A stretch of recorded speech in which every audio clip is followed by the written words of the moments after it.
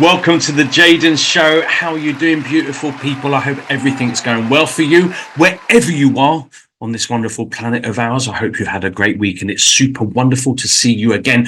I've got a lovely show for you today. I'm going back to my home turf. I'm going back all the way to England to meet singer, songwriter. I mean, this guy has done so much. His name's Oggie, and we're going to chat to him in a minute. But I think we should watch one of his videos and listen to a bit of his music. This is called Can I Be Me?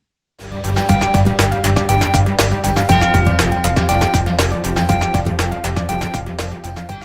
don't want to be nobody else.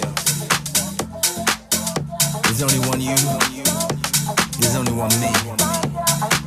You feel me? You feel me? I ain't no slave to your rules. I'm a rebel to a system that's decayed. Break these chains and crack your cocoon. I am not the one to mold or duplicate. I ain't nobody else. I ain't nobody else, babe. I ain't nobody else. I can't be nobody else, baby. I ain't nobody else.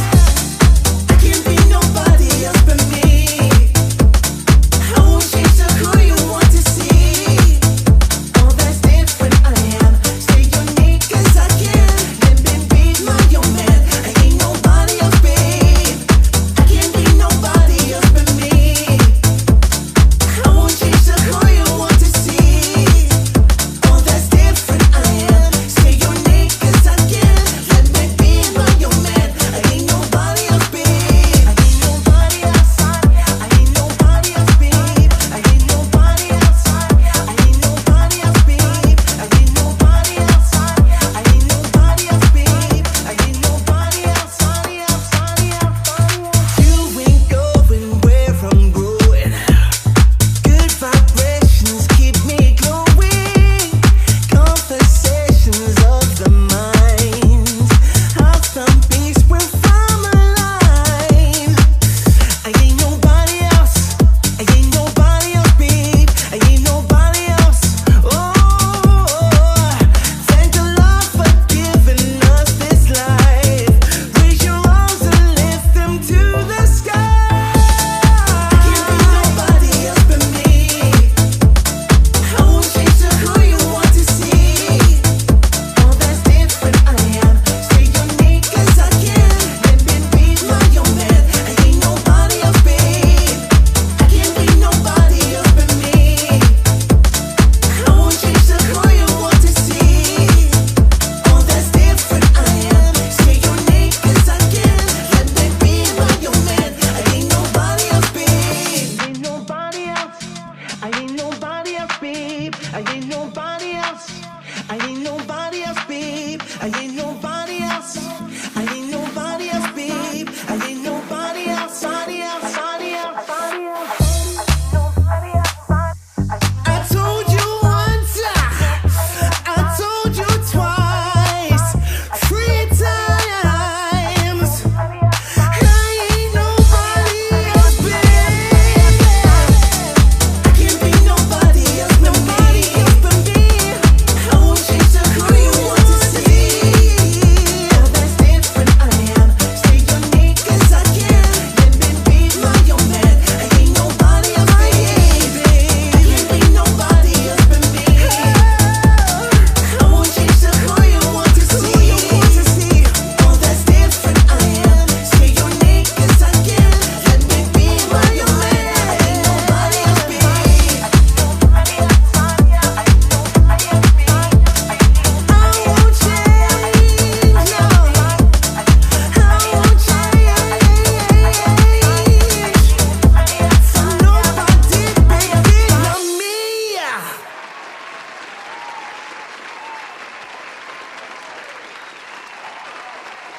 How amazing was that? Super excited to introduce him to you. However, I think we're going to quickly go for a commercial break.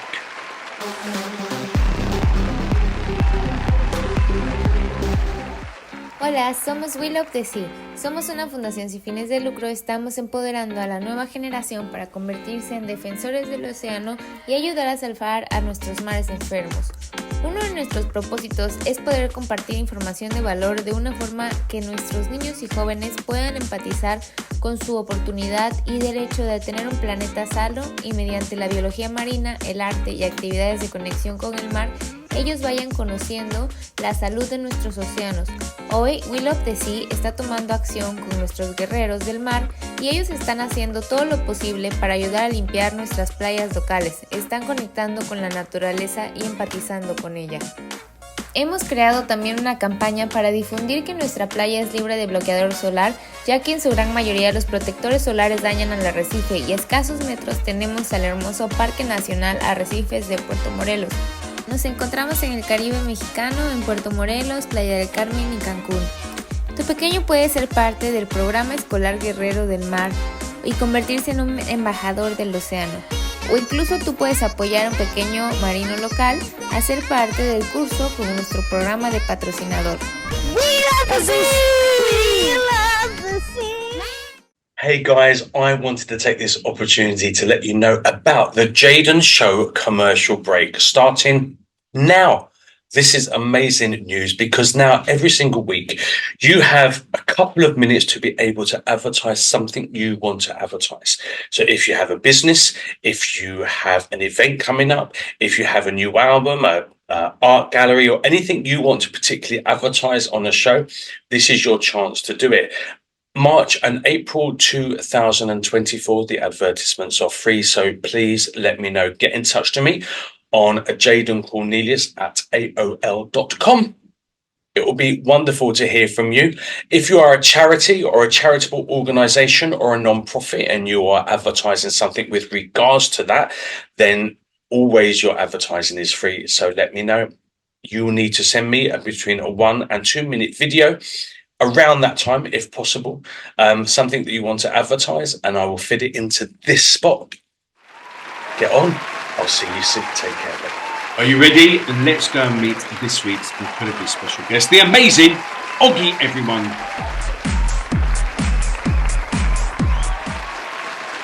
Oggie, hello, mate. Jaden, Welcome to the show. how you doing? You all right? All right, mate. I'm not too bad. I'm not too bad. How are you doing? Looking all fresh-faced and relaxed in good old Blighty. Thank you. Yeah, but it's been a long day, but I'm having a nice chilled evening. Just chilling. Really been looking forward to doing this interview. I love your baseball cap, by the way. I think it's dope. I've got a couple. I have to keep. I try and colour coordinate my t-shirt. You understand? I have got hair, not much, but I have got hair. I'm covered You just like wearing baseball caps. I've already got paint on here. I've been painting today. Oh, nice. I wasn't wearing my baseball cap when I was painting, but this is why I'm not cut out for home domestics. There's more paint on the floor than there is on the wall, and I don't understand how this hasn't even gone into my living room. Yeah, I've got paint, And it's cool. and there's no. It's cool, man. It gives it a bit of like originality. So Yeah, like I'm kind of making it mine. You understand? exactly. Right, those wet wipes are going to be out in 40 minutes. So, mate, you have done everything. I want to be like you when I grow down, quite frankly, because like you've sung at Wembley, you've been in Thriller Live, you've done backing vocals for, oh my God, the Jacksons. Like, you've travelled worldwide with your music. You've had super huge hits. Now, obviously, at the pinnacle of your career, you're on the Jaden Show. But, like, I want to take you back to Little Oggie. Dare I say it? Mini Og. Mini Og. How did it start? How did you get into music? How did it all start for you? Okay, so I was born and bred in South East London in like, I don't know, have you heard of Deptford, New Cross? You sound like, I'm not a West London boy, mate. We're the other side. Where from, say again? Well, I was born in Hammersmith, Sweet. but I lived all the way kind of like in like the road that goes from London to Heathrow, the A4. So you've got like my family from Chiswick, but I lived in So you're west. You're west. way west, mate. Isleworth, Yeah, yeah. Hounslow, all that, all the way up to Heathrow. So yeah, that's kind of Nice. Yeah, well, me, Southeast, like Deptford and New Cross are pretty much the same area. Like you go down one road, you're in New Cross, you go down the other, you're in Deptford. So that's where I kind of went to nursery, primary school, secondary school even, and I still live here. Yeah, I kind of like it's a very creative area. There's a community theatre called the Albany Theatre, and a lot of like bands like Squeeze, you know, they started there, and I'm sure like Dire Straits had a gig there when they were really young. It's that sort of thing. The whole area is just very creative. So I kind of, you know, I think my first inspirations that I can remember were Michael Jackson and the Kids from Fame.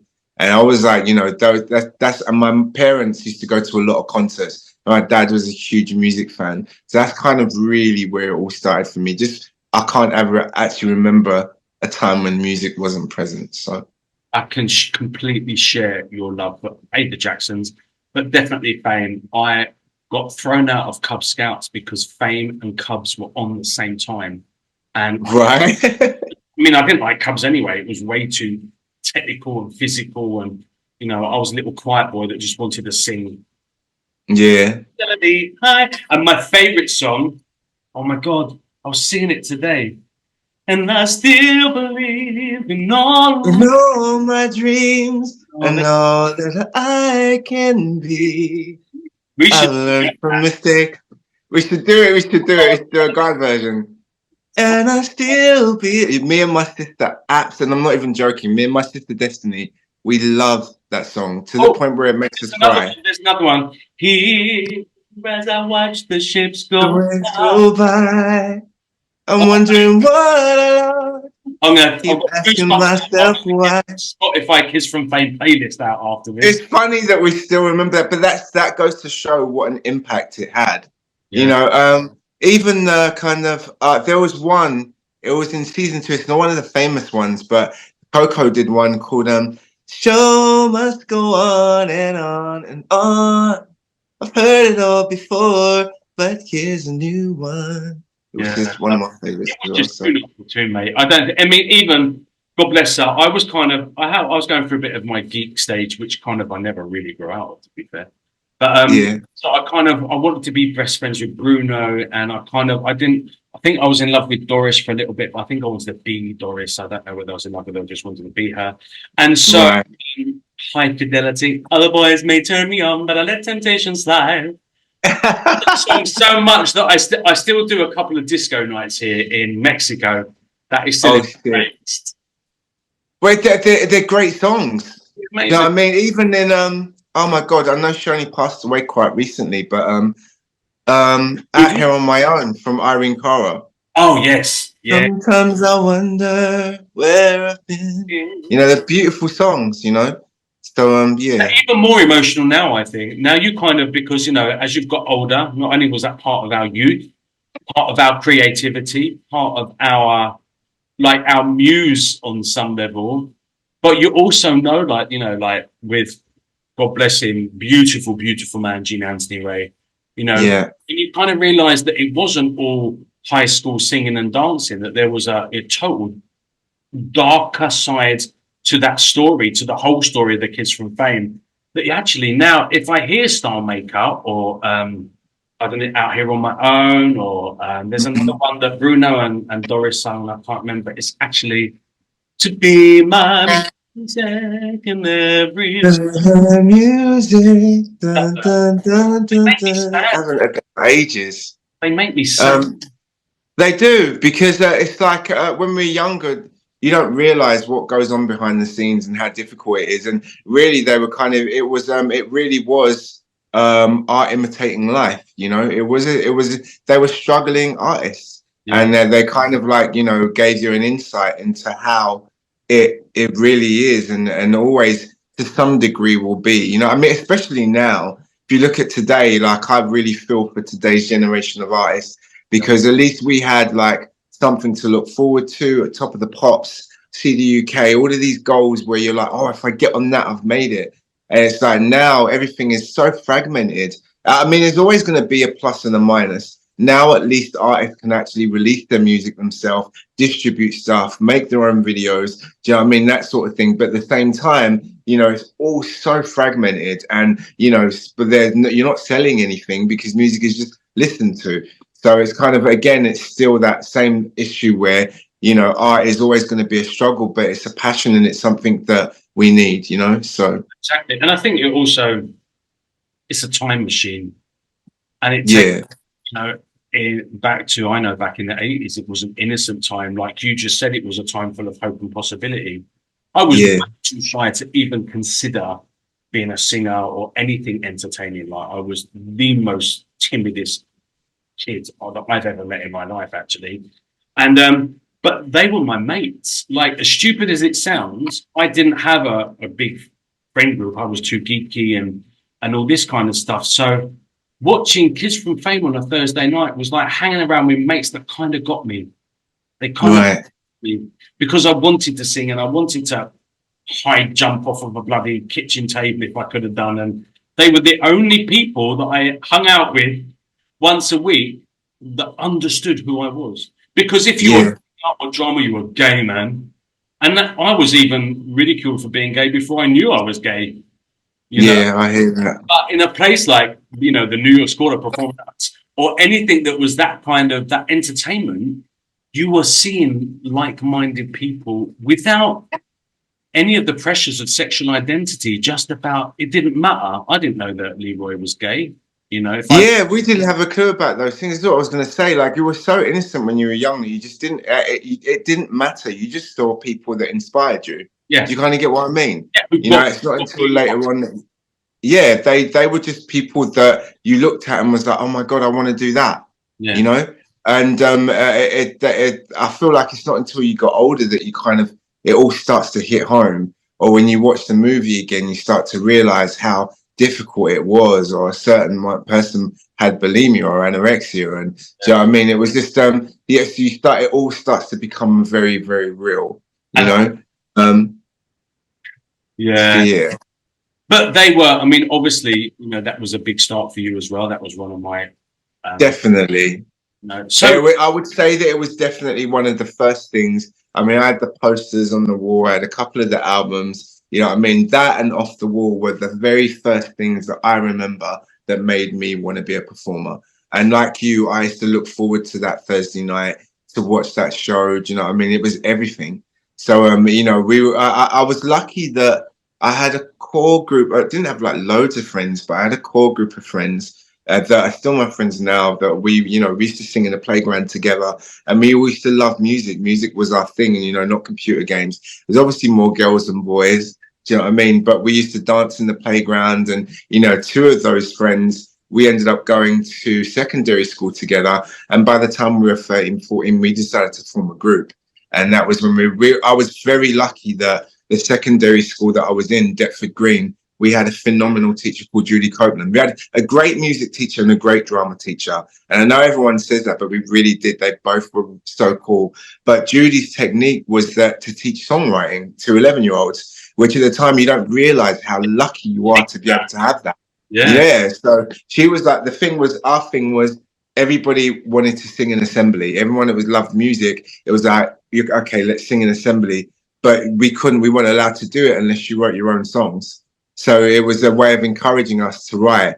And two of my friends that I'd grown up with, because we sung together all the time, we formed a group when we were teenagers and started recording our own demos. And that's really when I started taking it really seriously. So I guess that was your first almost top of the pops, really. Like, if I get a hit song that I've written, I'm going to perform it at the assembly. yeah, you know, we were dreamers. So it was like we were so excited. Again, because this area is so creative, there was like, you know, the very first thing, actually, when we were about 11, 12 years old, Gloria, do you remember the presenter Gloria Hunniford? Of course I do, yes. Yeah, right. So Gloria Hunniford was doing a song for children in need, called Give the Children Back Their Childhood. And she needed 10 kids to be the choir in the background. And that was our first ever professional job. So basically, she came to our school. We went into the studio. We recorded 2 songs with her, the A side and the B side. It was Give the Children Back Their Childhood, and another song called Who Would Help the Children. Now, I only remember that because we preferred the B-side song. So I would say about 2 months later, this was kind of our first taste of, having to grow up very quickly and be professional. They were shooting a music video for this song, and that what they wanted was to have all the school kids, in uniform, mime along to the choir. And obviously, being young little poplets, we didn't really understand that. So we came to school that day. We were told we were allowed to dress in our normal clothes. So everyone goes and puts on their most fashionable thing they could find. And it was like that wasn't really the look that they wanted for the video. So they were kind of scooting the kids in uniform in and scooting us 10 out into a final shot. And I remember we were really pissed off. We were acting like a load of brats at the time, and we got in so much trouble. But it was a good lesson for us because we kind of, after that, we had to kind of soften our egos and really learn how things work, So, yeah. Because that's not the only thing you did in that choir, is there? You've done some other. That's not the only thing you did in the choir. You travelled with that choir and done some other stuff, right? No, that particular choir, no. That was the first thing we did when we were at school. So that was my first professional job. I was about 11, 12 years old.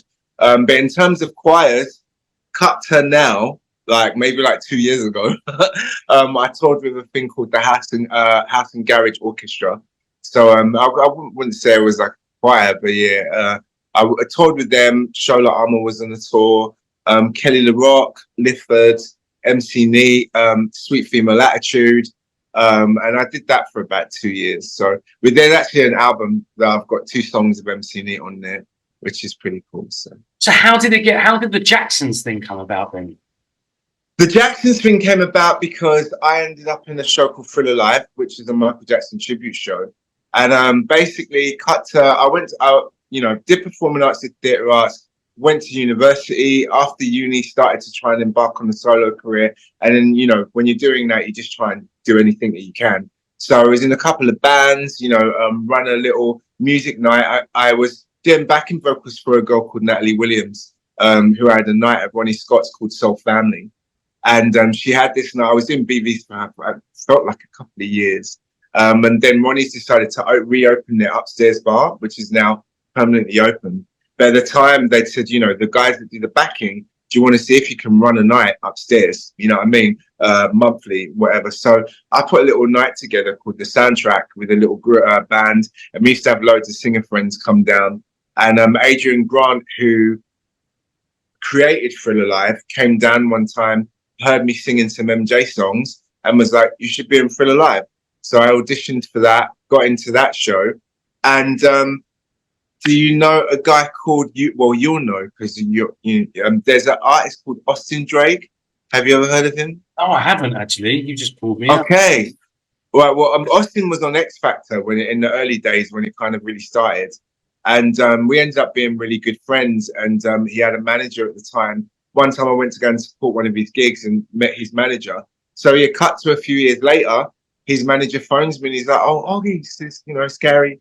And I'm like, hi, how you doing? He's like, oh, yeah, cool. He said, listen, I now manage the Jacksons. And I'm like, what? What? No way. And he's like, when I was going to ask, and even before he could finish asking me, I was screaming. And he's like, they need some backing vocals because they're doing a UK tour. So we're looking for 2 backing vocalists, and do you want to audition? So, yeah, and that was it. That's how I ended up being more than just a few shows, and ended up getting to travel and go to a few different countries. And it was a dream come true, really. It was like a full circle moment. So that's incredible. That's incredible. I don't have anything that amazing. My only link to the Jacksons was that I was living in this house, in this big kind of place called Tapley House in Devon. And so came down to Devon. They'd done like a reality TV show with, I think, his girlfriend and stuff in Devon for a while. So they were staying pretty much close to where we were. So I kind of got to see Tito quite a bit. And I with him holding my first album. So that's quite cool. And then wicked. I went to this show that they were doing, like where all the people from that area got invited to put like a meet and greet. And so I met his auntie, and we had a good chat because his nephew's called Jaden. Shit. About how his nephew was like, it was spelt the common way, but mine was a little bit more, that elegant, but it was really nice, and it was really cool. And then Michael Jackson came on loudspeaker, and we heard kind of a surreal moment, really, because he was talking like this, and it was really quiet, and it was like he was still alive, otherwise he wouldn't be able to talk. But I kind of didn't realise how important that moment was until he passed away, a few years later. But it was amazing. I got him saying, I met Tito. That was quite cool. And he's got my album. He's probably used it as like a coffee coaster or something now. Mansion. Well, I mean, he's such a big fan of music. He loves music. So yeah, no, that was pretty cool. But that's my only claim to fame as far as Jackson's concerned. And that Janice, which is their auntie, her grandson was called Jaden. So we had a good chat. Oh, wow. Yeah. But that's about it. So tell me, Jackson's Thriller Live garage music. It's all a bit separate, isn't it? I tell you what it is, right? So the thing is with me, obviously being like, growing up at where we are, and I'm sure you're the same, because I've heard a lot of your music as well, and it's all great, but it's very diverse. So it's like growing up with where we are, there's so many influences all the time, as whether it's house or garage or pop or R&B or hip hop, it's just fed with all of this great music. So I never really again, if you listen to an MJ album or a Prince album or a Janet album, even a Madonna album, there's so much diversity on these albums. And that's what I grew up with, albums that were very eclectic and an eclectic range of music. So it's just always being inspired by a lot of different stuff and not really kind of like pigeonholing. Yeah, for me, a good song's just a good song. Do you know what I mean? It doesn't matter what direction, what style of music it is. Great music is great music. So I kind of like, same as you, I had a couple of independent albums and stuff. But in between that, I was always working with different producers and just experimenting with different stuff. So I had kind of like had my own album here where I was, creating songs and thinking, all right, this is definitely my sound. That sounds like me, blah, blah, blah. And then I would feature on a lot of different things. And I ended up, there was a studio in Greenwich, not far from here, where I used to record with a guy called Lincoln. He was opposite a guy called Danny C, who was a producer and engineer. And he tended to engineer for a lot of huge garage artists. So we were always in the studio opposite from each other. And one time he calls me up, he goes, says, Oggs, I want to try a thing, bruv. I said, well, that's fine. He goes, what do you want to do? He said, there's this track of mine, it's my favourite song. So it's from a guy called Alias, and it's called Follow Me. Do you know what I mean? So it's like a house tune, and it's quite mid-tempo house, but I want to do a UK garage version of it. So, do you want to come down and like vocal it? He said, try it. If it works, great. If it doesn't, fine. So I go down to the studio, listen to the track, record it, and I loved the song, but it was one of those things where someone was like, they wanted it to sound just like the other record, but just faster. And it was like, well, I've got my voice and that voice is that voice. So there was always this kind of like, when you kind of have a session that doesn't feel like it's yours. Like it wasn't a bad session, but it doesn't feel like it's you. But in retrospect, listening to it, actually, it sounds cool. So I remember at the time I was like, okay, cool. I forgot about it. And then he started playing it on the pirate station because he had his own little radio show. And all of a sudden, everybody was like going crazy about it. So there was like a promo that was put out for it. And that was it. It sort of like overnight gave me this platform, do you know what I mean, in garage. And I've been recording garage tracks anyway, to be honest with you, with Lincoln, but we never released anything. But this sort of just popped off. So it gave me a platform in there. I was doing a lot of PAs and stuff like that. And we're trying to get it released, with a major label. And eventually I'd written another song called You. I used to perform around when I was doing Follow Me. That kind of blew up in its time. So this is between like 2004 and 2006. And at that time, UK garage was really huge in the like late 90s, 2001. And then it sort of had its niche audience in that time. So within that niche audience, it was kind of doing its thing. It wasn't like a wide spectrum, do you know what I mean? And you eventually ended up on Ministry of Sound's Garage Classics 2. It was remixed by Agent X. And, you know what I mean? I ended up working with Ed Case after that, who I still work with now. He's a great producer. He did the thing I think most people know from him is Something in Your Eyes that he did with Shelley Nelson, which is a huge garage hit. And the Gorillas, you know, I'm happy. There was the up-tempo version, which he did as well. So, yeah, I did a track with Ed called All I Want to Do. And we got amazing reviews for it. Twice 5-star reviews for that track. But garage was really a much smaller, you know, niche at that time. So after that, again, I was doing a lot of live music at the same time. And then I ended up in Thriller Live and, you know, yeah. You've done so much stuff, mate. It's so exciting to hear. When you were going through all these different transition of your musical evolving, were you still listening to the songs that inspired you, or was your listening music changing as your singing and performing music was changing? No, to be honest with you, because I've always listened, I genuinely have been one of those people that just loves everything.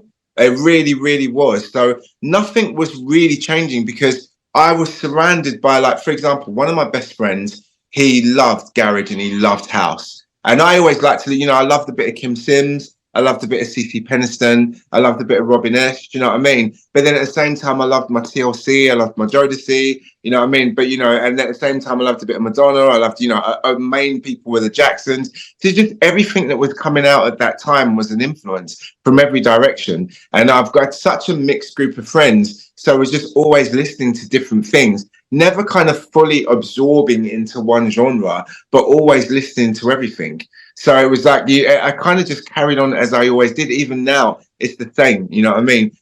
Because I do a bit of house, I listen to a bit of house over there. Because I love R&B, I'm listening to that over there. Then at the same time, somebody be introducing me to this over there. And it just, for me, again, it all comes down to, if it's a great song, I'll enjoy it. You know what I mean? I feel like I'm not necessarily, or never really been genre specific. However, saying that though, I would always have an idea of how I wanted my project that was going to be my own solo thing to come out. And I knew I wanted it to be eclectic, and I knew there was a thread in the songwriting that was going to draw the project together, because the albums that were my favorites were like that. So for example, The Velvet Rope from Janet Jackson, you know what I mean? It's my favorite album, and it's like, it's so eclectic and there's so many different styles in it, but the theme draws it all together, you know. And that the same.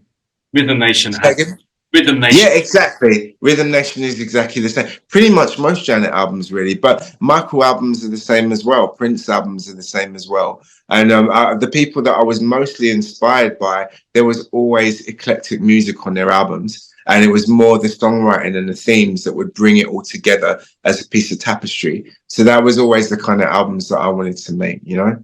I think it was amazing that something like Black Cat and Escapade would be on the same album and work. Exactly. Do you see what I'm saying? But you know, the reason why is because Rhythm Nation, again, was a themed album.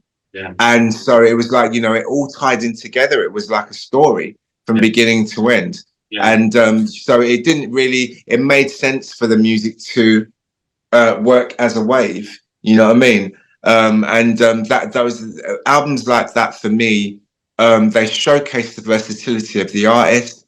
Do you know what I mean? They kind of weave in and out of a story, and it really makes it a solid album. You know what I mean? The whole thing took you on a journey. It wasn't just listening fodder. Yeah, exactly. Musical experience almost. I think that's why they've stood the test of time. You know, look at you. Janet's able to tour now and come back to the UK with these songs. You know, she could not, I mean, I'd love her to continue to release great albums. Even the last album she had out was fantastic. But, you know, at the same time, these people can live off their history because they made such great work, you know. And as we get, do you find that as you get older, you're less bothered about a style of music? I think like it's only when you... I don't, you're asking a singer that likes, I'm very similar to you in the sense that as long as it was good, it didn't even matter if it was in a different language and I understood none of it. If the flavor, the emotion and the vibe got me, it got me. So I could be listening to All Night by Janet Jackson. Yeah. But then on the next one, it could be some random track by, I don't know, Enya. Yeah, The way it flows and the way it grabs another part of my emotion. Like, exactly. sure. So, anyway, going back to your question, I don't know because I've never really been a listener of, I would always call myself an absorber because, Right, because I'm creative and because I sing, I probably listen differently to someone who's just putting music on in a car. right. I've always said, if you know, when I've had a partner, I said two things. I'm never going to put music on to go to sleep, and I'm never going to put music on to have sex. Right. I'm never going to sleep because I'm going to be like, oh my God, that riff was incredible. And I'm never going to have sex because you're going to be secondary to that. I'm going to be like, oh my God, the strings, they just came in like right underneath the phone call. That's interesting. Although I probably could have sex to All Night because that's a fucking sexy track. But Well, I mean, that's the funny thing is, I'm not gonna lie. There's a little playlist for stuff like that. Do you know what I mean? But there's so many sexy tunes out there. Yeah, You know, I mean, like, Would You Mind from Janet, or like, you know, Anytime, Any Place. Let's Get It On from Marvin Gaye. Do you know what I mean? There's so many, you know. I'm a little bit autistic, so I'm writing that. I'm like, oh my God, there's like 3-part harmonies, but it sounds like one voice. Yeah, I'm with you in a minute. Wait, there's like, so I would be like you're secondary, put it away. Like, You'll get too lost in the tune. Rewind that. Do you still rewind things? I've got to take that back a little bit, and but I find it sets the mood. If you have the right playlist, it sets the mood. So. Or maybe it was the right person. Maybe they're more entertaining than the track. I don't know. Maybe. So yeah, so you're asking like me, like I can get off, and I don't mean literally sexually. I mean just like as a listener, yeah, the most randomest music, and none of it follows. I mean, I'm trans genre really, like kind of everything floats my boat depending on my moods, my environment, my everything. I'm not going to be listening to the same thing painting a living room as I am trying to meditate. Exactly. Do you see what I'm saying? So, you know, at the end of the day, and again, I think that down to being someone who's very creative, someone who's a singer also, do you know what I mean? So I think your ears are just open, and, you know, you just, in that sense, you get to... What the story? Do you think the regulars will go, oh, man, Velvet Rope, what a, like, it's almost like a musical, like, you know, it's just like... exactly. A listener would understand or appreciate that. I mean, I don't know. I mean, I would hope so, but I feel like I honestly I don't know. But I know for me, like, you know, again, it was always exciting to get an album like that because it was an experience. You know what I mean? You know, it would just transport you to another place. And, you know, I remember Velvet Rope. I started crying at the end of the first time I heard it. It was such an emotional roller coaster. It was beautiful. I had it on a cassette with my little big, my little Binatone, whatever it was. Yeah. And I remember that we had a special dream. Yeah. And that it was like anthemic orchestral. Yeah. Like with Vanessa May. Just like, wow. They had like Vanessa May on violin, which again, you know, if you got it, you have to be someone who's got such an open ear to have a hip hop beat that has a Tubular Bells sample in the background, that has Vanessa May on violin, then has Janet Jackson singing on top with these lyrics about self-care. You know, that within itself is a huge fusion. And that's why it's just so important to be open, because then you get to create such original work, you know? We don't have that now. We have, and I get it, I don't think it will ever really happen again, just because now it's all about put out your single, see how it rolls, work on your next single. There's no point really making albums anymore because we've just become really like conveyor belt listeners, conveyor belt artists, just put out what works in this moment. And I get it. I never wanted to be like that, but your listeners don't really give the same kind of shit as they used to. They Well, want I feel like there's definitely a movement from the people that were like, I mean, give someone like Beyonce, for example, is definitely part of a movement that is trying to maintain the album. Do you know what I mean? I feel like you're absolutely right. It's definitely become a bit more of a popcorn thing. I call it a popcorn. It's just like pop, pop, pop, disappeared. You know, and you know, with things like TikTok, it was like, you know, everyone's expecting you to have a little 30-second hook that just goes viral and things like that. And it kind of ruins the experience. But at the same time, I feel like there are big forces like someone like Beyonce who's working really hard to bring back concept albums to make them exciting for people and then, you know, go straight on tour. So the experience of music is still there, you know, which is what Renaissance was, which is what Cowboy Carter is, you know what I mean? So like little things like that, you know, hopefully that will kind of inspire people to keep going and keep just making great music, you know? talking of making great music. What are you doing at the moment? At the moment, oh, you know what? I go through little phases where every now and then I was thinking about it today actually, where I feel like there is a space in the year where I just kind of stay away from any form of creativity. And I've been kind of, it's always in my head, as you know, the saying, it's always in your head. But I was like, how proactive have you been at the moment? And because that there was a couple of tracks that were re-released, I haven't been as proactive since I would say November last year. And I've only just really started picking up the pen again, maybe like 2 weeks ago. But I feel like sometimes I just needed some space. And I found myself going out. I love to just feel very inspired, like organically inspired. And the thing that does that for me most is going out and watching shows. So, you know, I love being able to go to a concert and just absorb another artist and watch them, you know, be great at their art. And so I've been doing a lot of that in the last 6 months, you know, and just really trying to be inspired and seeing a lot of plays, funnily enough, you know, just watching a lot of plays and being inspired by art to make it exciting and very organic when I do start writing again. And I've really just started writing again recently. So I don't have any kind of like hardcore plans in place, but definitely I can feel myself getting into the zone of wanting to create some new stuff. So You don't have hardcore plans, but what would you say? What are your hopes? I mean, what do you want for the future? I mean, how do you see Oggie progressing, evolving? I mean, what is your... well, even that is something that again I've been thinking about deeply. These are conversations that we've been having because I feel like as you said, everything is very different now. And I guess when you come from our generation, it's like music is completely different from the way it was then. You know, like it's, you know, we had these goals that if you were on certain shows, or you know, you'd want to get signed and hopefully sell like millions of albums and things like that. But it's all changed. Everything is different now. So it's like there's not necessarily a goal in terms of wanting to get signed by a major. There isn't a goal in wanting to sell millions of albums because people don't buy them anymore. Do you know what I mean? There isn't really. So it's like, okay, where do I'm a creative.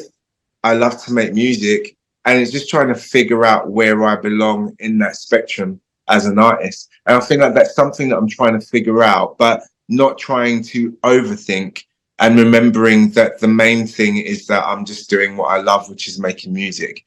So yeah. Sweet, man. So just as each day comes, seeing what the universe brings your way, what you feel inspired, Yeah. maintaining your authenticity.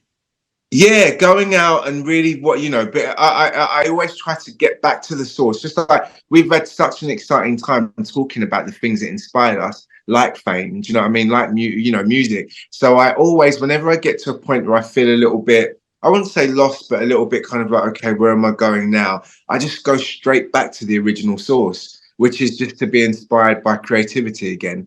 So I'll go out and I'll enjoy shows and I'll, you know, all of that sort of stuff until and it always works. It gets me back into that point where it's like, okay, that gig was so bloody great. I want to do something now. You know, and you come home with that exciting feeling after you've watched such a dope artist or you've seen such a beautiful story in a play that you're like, oh my God, it stirred up all these emotions. So I kind of really try to just be out and live a little, be around creativity, be around art. I've seen a lot of great things recently. Norman J had on a really great Norman J used to do a set at Carnival where he had this big red bus and he would just randomly just drop anything. It could be like hip hop or it could be disco or whatever. And he recreated that live at the Royal Festival Hall with these great singers just covering classic songs, you know, Runaway from India, Too Blind to See It from Kim Sims, with a live orchestra. And you're just screaming because everyone was killing it. And then it's things like that that made me come back home and go, right, I want to write a song now. Do you kind of get what I mean? So that's kind of, I'm just in that motion where I know that I want to do stuff, but I want to be genuinely excited about it and not to have to worry about it. Just be so absorbed in it that the joy of creating great music is enough, you know? It's like plugging the phone in to be recharged, right? Sometimes you just need that recharging. Exactly that. It's exactly that. You got hit the nail on the head. Well, I think, you know, like last week, Kim Sims, I didn't even have to mention it. I mean, Kim says, right, we need to do a project together, Jaden. So I'm like, yeah. But I kind of think that you should put that on your list for future plans. Listen, I love your work. I'm not even joking. There was like 2 of your songs that I really, really loved. You've got an incredible voice. Honestly, you've got an incredible voice and you can hit some notes. Like you're a singer. So I would be totally up for working. Do you know what I mean? And not only that, it's just nice to work with really nice people where you've got a common interest. So that is one that is on the checklist. And you keep that, yeah. You know, and I feel like I need to kind of play one artist off the other. Like we've got to make ours better than Kim makes ours, and then the next artist. Listen, the funny thing is, you've got to either reach Oggie or top Oggie. So what are you doing? So I think this is good. Funny thing is, I'm a huge fan of Kim's. It's not even a joke. Like one of my favorite songs, like all time, I sing all the time, was "Take My Advice." I love Too Blind to See It, but "Take My Advice" was my jam. Like I've got all the remixes, everything, and I just think Kim has one of the most beautiful tones. It's so soulful, but it's so clean and can sit on any style of music. It's almost like a Diana Rossi. Yeah, Kylie E. Do you know what I mean? Like better than Kylie, actually. That's amazing. No, but I understand what you're saying. It's like she's got one of those tones that can sit on any style of music, soulful, but commercial. And I hate using that word, but it really is like such a beautiful tone. So she can sing anything. Commercial is what we need because that's gonna. Yeah. Oh, you should definitely send her a message on Facebook and say I was just talking with Jaden about you, and I think you're amazing. So I will do for sure. She funnily enough, she even tagged me in the promo for your interview. Oh, really? So I was really looking forward. Super cool. I really didn't know what to expect. So I just my opening line to her even before the interview was like, "It's your fucking fault, sister." I would have had a lot of a cleaner, more chilled out life if songs like yours hadn't been in the bloody nightclubs. Quite frankly. And you know what's really nice as well, like when you meet people that have been, you know, a source of inspiration for you, but they end up being really, really nice. Like she's probably one of my biggest artist supporters, I would say. Anytime I put a track out, she's always championing it. So yeah, she's really good human. Well, I remember like when I was becoming famous back in the 90s. And like the record labels and stuff says, you know, you're going to meet lots of people, Joe. And I did. I met shitloads of people. And they said, don't put them in your mind on a pedestal because some of the people that you've been so desperate to meet are going to be some of the biggest arseholes you've ever met. And that will crush you. So, you know, don't look to the people that you've admired and hope that they're going to be nice because the chances are they might not be. And I was like, shit, there were so many people I want to meet. And one of my biggest muse, because I'm quite a bit older than you, you know, she was like a 70s. You're not that older than me, actually. I look younger than I am. I'm a lot older than I look. I'm 76, so how old are you? Yeah, no, still in my 40s. See, I'm in my 50s, dude. I'm rocking the vibes. But you don't look it, though. Because I'm stupid and I love Harry Potter, so that keeps me youthful. I think that's why. But I met one of my muses from the 70s and all through my life, because not only did she challenge my sexuality because she was so fucking beautiful, But she was also, I was never a diva. Like I just sang pretty. I had a bland but nice voice. And this girl had a nice voice but a beautiful voice. And I just kind of thought she would be something that I could be. Like, I'm never going to sound like Aretha Franklin, but I could possibly sound like her. So she was kind of my muse. And I got to meet her, and I got to meet her in my late 30s, possibly. And I was really worried because, you know, they said, you know, don't meet your idols. One of it was Olivia Newton-John, and we actually kind of, I wouldn't say we became friends, but we would message each other every now and then. She would send me a text because I don't think it was WhatsApp. You know, it wasn't WhatsApp then. So I'd get a text saying, how's your music coming along? And I'll say, happy birthday, you know, and how's it all going? This is my new album, blah, blah, blah. So we had a little bit of a friendship. We weren't friends. Yeah. She knew of me and, you know, and things like that. And she was one of the loveliest, most beautiful, incredibly hearted, talented. She was I think she was in her early 70s, or late 60s, early 70s, when I saw her at the Royal Albert Hall. All of her, she was on it for over 2 hours. She didn't rest. And she cut it like I've never heard an artist cut 2 hours of a live performance in their late 60s and 70s. I mean, phenomenal, mate. Absolutely phenomenal. Just what an iconic vocal. Yeah. And she just, it's just a really, really beautiful voice. Beautiful. But it's like it felt like her personality shined through that. Yeah, it was that's why I kind of think for me it wasn't trying to be anything it was not.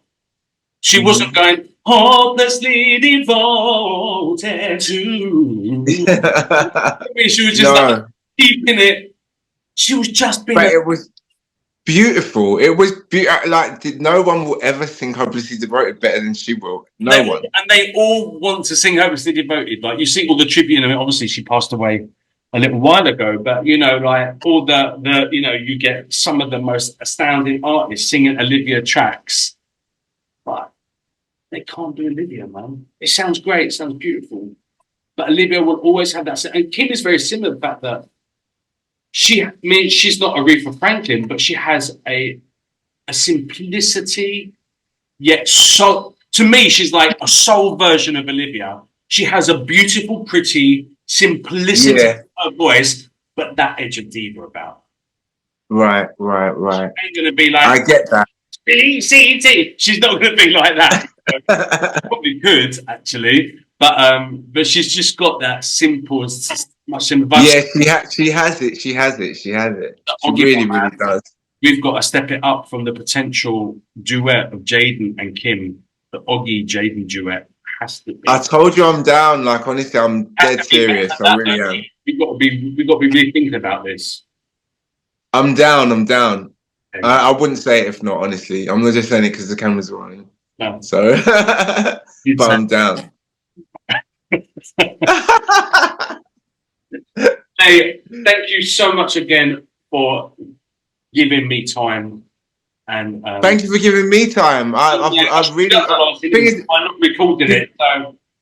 But it's cool. Like it's one of them things I love chatting to because you've got, you know, there's so many similar interests, and I don't know. The time just flies. I'm sure we've probably been speaking for like an hour, but it feels like 20 minutes. You know what I mean? So, but it's you know, it's been really, really cool. Thank you for having me. I appreciate it. And I think, you know, when Oggie progresses and you get new singles, new albums, maybe get into another show, then you do need to come back for a Jaden show special, and we can talk about what you're doing in that present, in that moment, and what's going on for you. So we are. I would love to.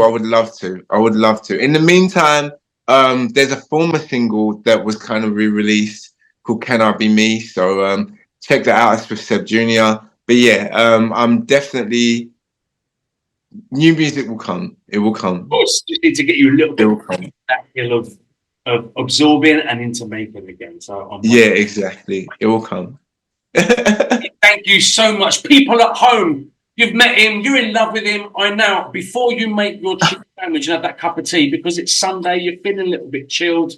It ain't over yet. Because not only are you going to hear some more music from Oggie, but before everything finishes and you turn on your songs of praise and you relax for the rest of the Sunday afternoon, you need to get on social media, stay exactly where you are, and go and check Oggie out on all of his social media platforms, and go and download, share, whatever, listen to all of his plethora of music history on every streaming and download platform as well. So you've still got a bit of your Jaden Show homework to do before you before you go back to school tomorrow. Just check in. Oggie, thank you. Thank you, Jaden. Honestly, I appreciate it. It's lovely to talk to lovely people. Lovely pleasure, mate. Lovely pleasure. And we are in contact. Yes. See you later, mister. See you later. Bye.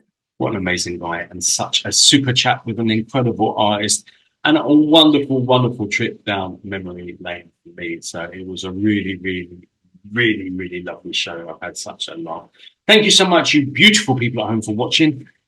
As I said at the end of my interview with Mr. Oggie, that you do need to be going and finding him on social media, and you need to be downloading and listening to his stuff on all of his music streaming and download platforms, as well as you've seen throughout the interview, a list of where you can find Oggie, and you can also see it in the title page of this show on YouTube. So there is no excuse.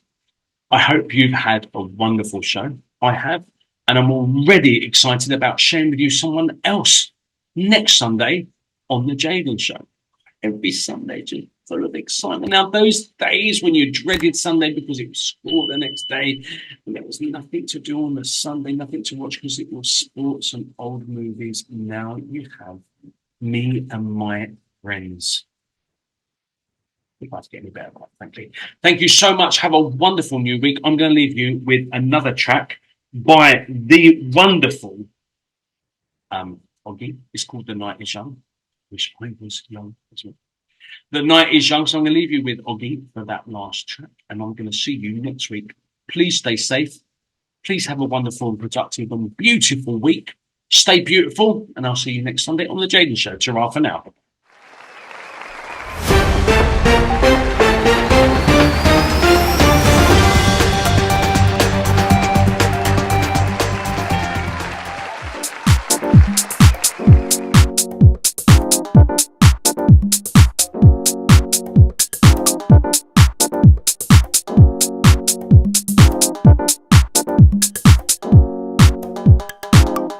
It's juicy, the way I move, you move me. Your love on a carousel. Mandarin colors, tonight we could be lovers. Wanna get to know you well. It's a summer day and now you're lost inside yourself.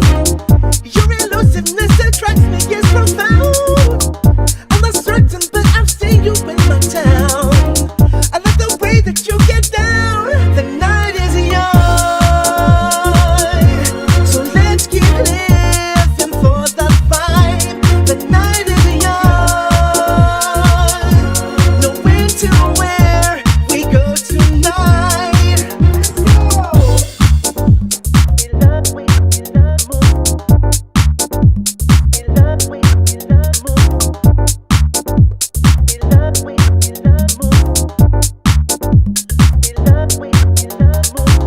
Sweet kisses, I'm feeling sexy kisses. I love the way you turn me on. Hear from your body, imagine you upon me. I like it 'cause it's been so long. You like my shirt, I like that look you're bringing too. You got it going on, I'm really into you. Gotta tell you what I'm feeling, yo, do. We gon' see what we gon' do. The night is young, so let's keep living for the vibe. The night is young, knowing to where we go tonight. Let's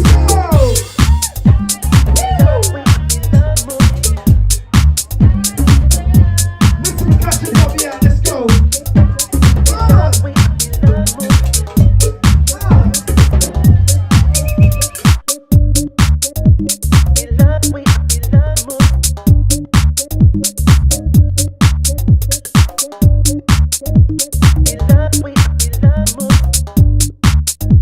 We love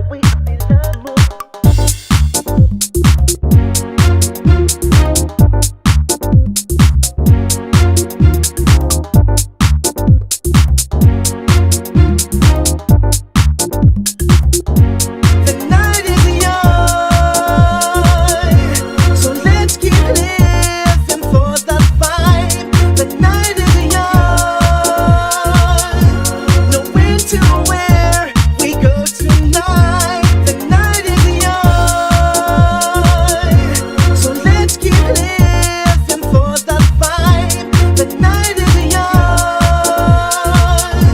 knowing to where we go tonight.